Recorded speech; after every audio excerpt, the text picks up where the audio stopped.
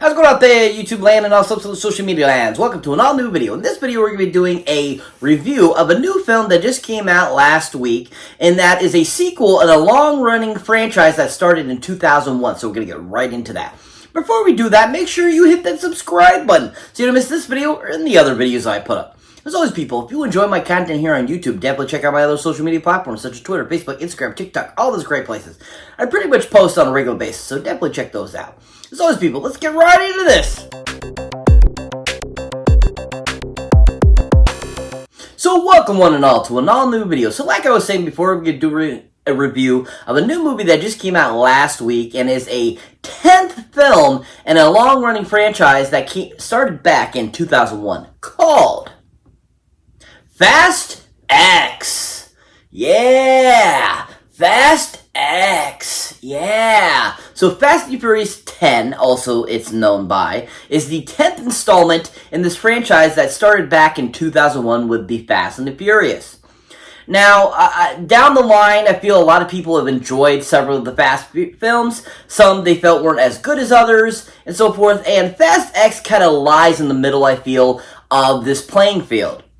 Now, this time around, we have a new director coming in to direct this film. And he is well known over the years for doing a lot of great films. He does a lot of action films. And I think he has a really good eye for action-type films. And that, of course, is the director known as Louis Leterrier. Yeah! Louis Leterrier. Yeah! I was really shocked that, Justin Lin walked away when they first were going to be making this film.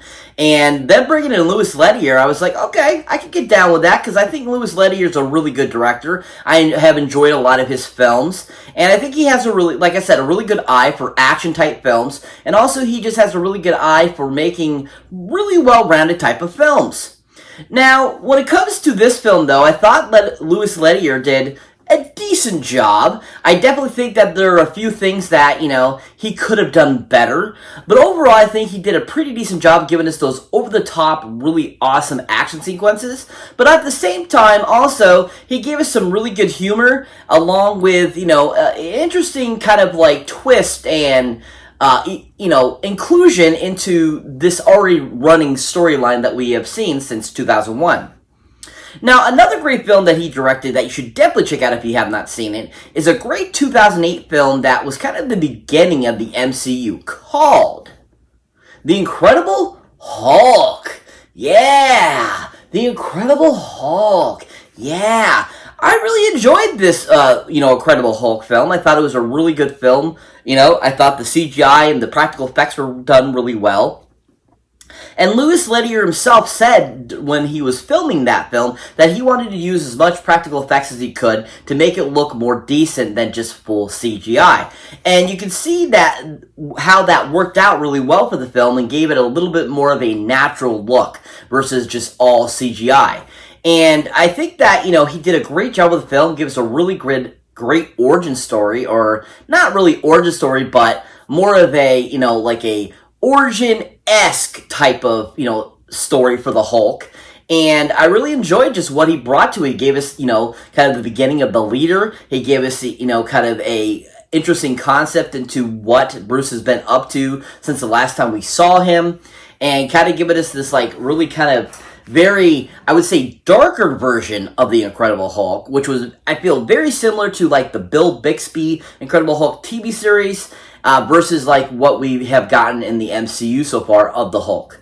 And I just think that it was a really well done film, and I thought Louis did a great job giving us really great action sequences and a great film. If you haven't seen The Incredible Hulk for Louis Leterrier's directing, definitely check it out. It's worth the watch. But overall, like I said, I thought Louis Leterrier did a good job. There's definitely some things, like I said, I think he could have done better, especially his villain in the film. I think he could have done better with some of the storyline itself and kind of being a little more cohesive.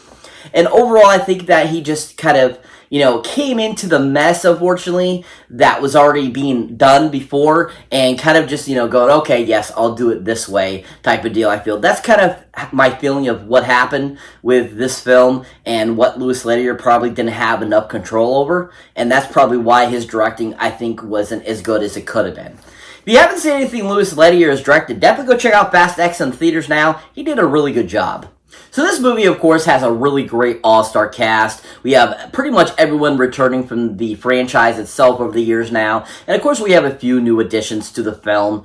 And, of course, you know, we can't have a Fast and Furious film without the main guy himself, Mr. Dominic Toretto, known as Mr. Vin Diesel! Oh, yeah! Vin Diesel! Woo! Vin Diesel, yeah! Oh, Vin Diesel, I love this guy. I think he's a fantastic actor. I think he's great. And I just think he has been fantastic as Dominic Toretto since 2001.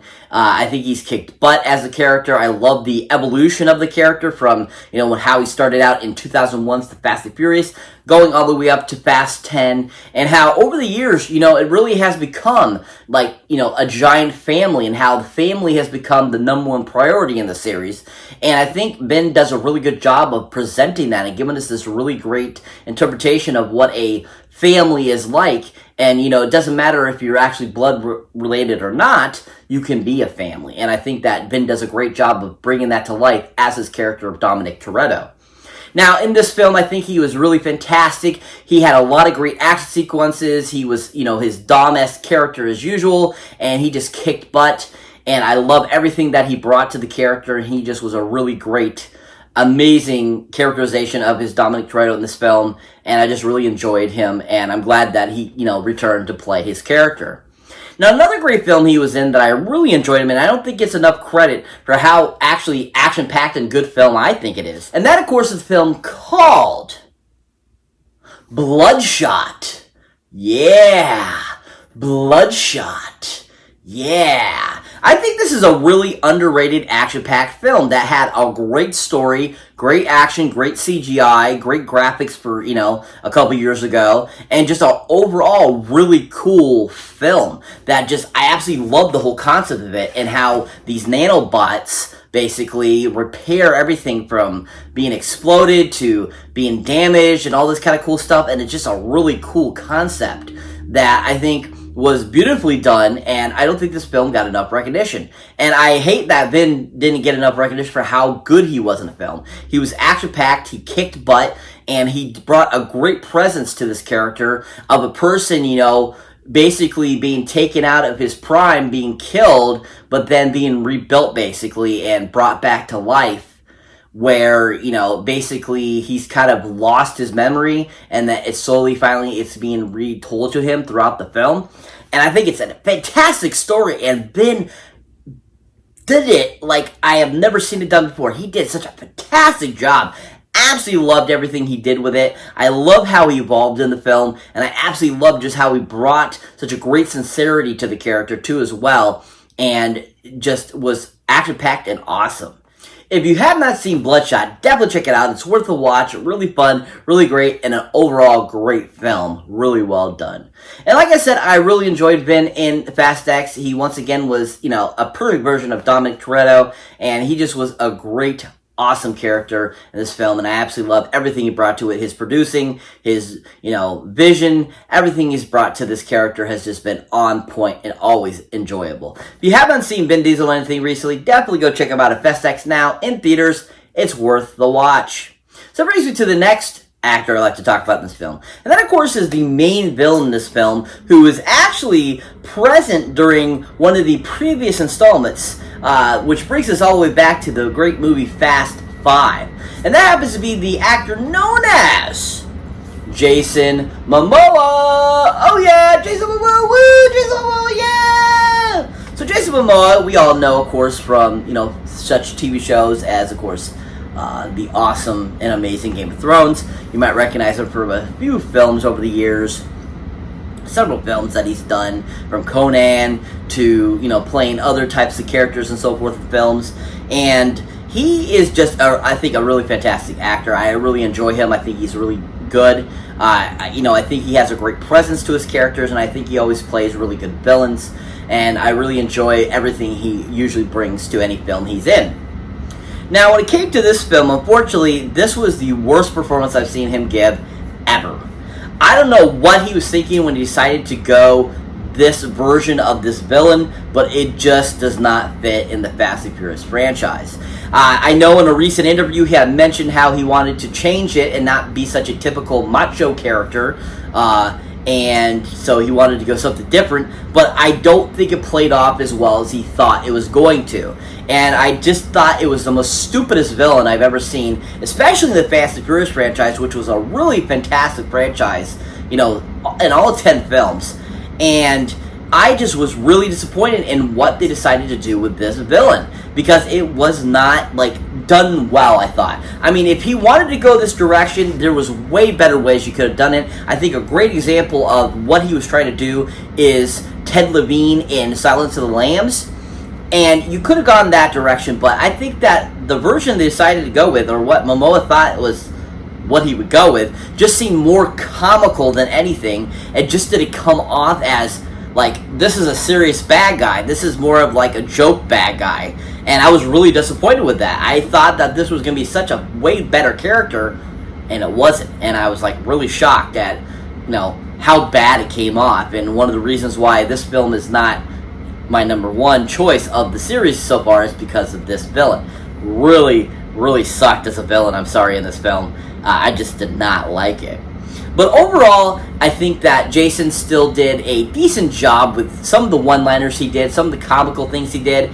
Definitely were enjoyable at some extents and some points of the film, but overall I think it was one of the worst villains I've seen in Fast and the Furious franchise, and just one of the worst performances I've seen from Momoa, which I'm really shocked by. Now, another film that Momoa was in that I really enjoyed him, and I think he's a really great villain in this film, and has a really great cast. I mean, Awesome Sung Kang is in it, Sylvester Stallone, and I think that this was just a really fantastic and underrated film as well. And then, of course, the film called Bullet to the Head. Yeah! Bullet to the Head. Really fantastic film, and Momoa plays a fantastic villain in this film. He is so awesome, so badass, and just so cool. And absolutely loved him as this character. He was so on point. His presence, his demeanor, his dialogue was all well conceived and well done by him, and really shows how good of an actor Jason Momoa can be. And it's really sad that, this character could have been applied to his character in Fast 10, and it didn't. And because he did such a great job with this character in A Bullet to My Head. Really fantastic film. If you have not seen it, definitely go check it out now. See it for Jason Momoa's performance. He was really fantastic in it. Overall, just a really great film. If you haven't seen it, highly recommend. Check it out for Momoa's performance as a villain. But overall, like I said, really disappointed in this performance. Really disappointed in this villain, especially when we're at our 10th film in the franchise. You want to go out on a bang, and I feel that it just did not do that for this film. Highly don't recommend Jason Momoa's performance in this, but still highly recommend to go check it out, see for yourself what you think of what Momoa did in this film. So that brings me to the last actress I'd like to talk about that was in this film, and that is none other than another great character that I think it has been one of the best villains of the Fast and Furious franchise to date. And that, of course, is the amazing and gorgeous actress known as Charlize Theron! Oh yeah, Charlize Theron! Woo! Charlize Theron! Absolutely love Charlize Theron. I think she's a fantastic actress, from her portrayal in Monster to characters like in films where she plays really interesting characters like Reindeer Games, Ionic Flux, things like that. She is just a really well-rounded actress that can do all kinds of different things, and she's a really great action star as well. And I thought that I love the approach they brought to Cypher in this film. I love where she kind of went anti-hero in this, because she was having to deal with the main villain herself too, and kind of joining forces with Dom and the family. And I really enjoyed just what Charlize brought to the character. I love that she kept that same Cypher-ness, but at the same time she kicked butt and had some really great action sequences between her fighting her own crew to fighting Letty and all that kind of stuff, and it just was a really well-rounded performance that I really enjoyed. And I absolutely loved Charlize in this position, and I thought she just did a really great job. Now, another great film that Charlize was on, and that I think is probably one of my favorites of hers to date, is a great film that came out a few years ago where she plays an action-packed assassin where she kicks ass. And that, of course, the film called Atomic Blonde. Yeah! Atomic Blonde. Oh, yeah. Oh my god, she is so awesome in this movie. She kicks butt, she kicks ass. She is so awesome as this character, and I absolutely just love the approach she brought to the character and how she gave it all its own type of deal and made it, different than Cypher, made it different than her character in Reindeer Games or Ionic Flux or Mad Max Fury Road and stuff like that. I love that she made it so different and just made it action-packed and just so awesome. It's a really well-constructed film, too, as well. She had great direction and great fight choreography for this film, and she just really was like letting loose in this film. It just was so awesome. If you have not seen Atomic Blonde, highly recommend checking out for Charlize's performance. She was really superb. But overall, like I said, I absolutely loved her Cypher in this film. I loved what they did with it, and I love where they took it, and I can't wait to see what else they do with it in the next installment. Charlize was really awesome in this film. If you haven't seen her in anything recently, go check her out in Fast 10. She was really superb. So what is Fast 10 about? Basically, this time around, we have a new villain that's being introduced that is a son of a previous villain that we were introduced to in Fast 5. And this time around, basically, this villain is making life terrible for Dominic and his family, and basically, destroying it from the inside out. And it's up to Dom to basically save the family. It's a really well-constructed, action-packed film that had a lot of great heart, a lot of fun to it, but it was not extremely cohesive. And it could have been so much better, and it just could have had such a way better villain that did not have the essence of just what Jason Momoa decided to go with for this film. And I just really enjoyed still all the action in it. I thought there was a lot of great scenes with, Tej and Roman and Ramsey and Han. Those scenes were all really fantastically done. Probably my favorite parts of the films. And any action sequence with Dom, any action scene with Letty, and with Cypher, and all those characters were all well constructed too. Felt, like the previous couple, Fast and Furious films. I mean, there still wasn't a lot of, it didn't feel like a Fast and Furious film altogether. And I totally feel that now after it's been a few days since I've seen it. I've, contemplated, I've pondered on it. And yeah, most definitely this is probably my least feeling Fast and Furious film to date. But still, overall, a decent film, enjoyable, and had really great moments. John Cena was amazing as Jacob. He was awesome, hilarious, and on point throughout this whole entire film. Absolutely loved his character. He was so amazing. So many great scenes, too, in this film that, of action-packed sequences that were just so awesome. I mean, that whole beginning sequence with the rolling bomb was awesome. Absolutely loved that. And, even the plane crashing, the airplane or the helicopter sequence was just really well done, too. Really action-packed and fun. If you haven't seen it yet, definitely go check it out in theaters now. Worth the watch. I give it a 7 out of 10 Golden Move boxes up. Definitely worth a watch. Not the greatest villain, but overall a halfway decent film. See it in theaters now. Check it out. It's worth the watch. So that's it for this movie, you guys. As always, thank you for watching. Thank you for liking. Also, thank you for subscribing. And if this is your first time here or you have been here before, don't forget to check any older, newer videos you might not have seen by yet. As always, people, if you enjoy my content here and want to show support for the channel, definitely check out my links down below, either for my Patreon page, where you get all kinds of extra accoutrement you don't get here on my YouTube channel, where you get says and what I do next, where you get all kinds of cool stuff, outtakes, bloopers, all that kind of cool stuff. So definitely check that out. Or if you're a huge horror movie fan, check out the Horror Pack link, where you can get great horror films for your door every month for a great low price. So definitely check that out too. So as people, catch you next one.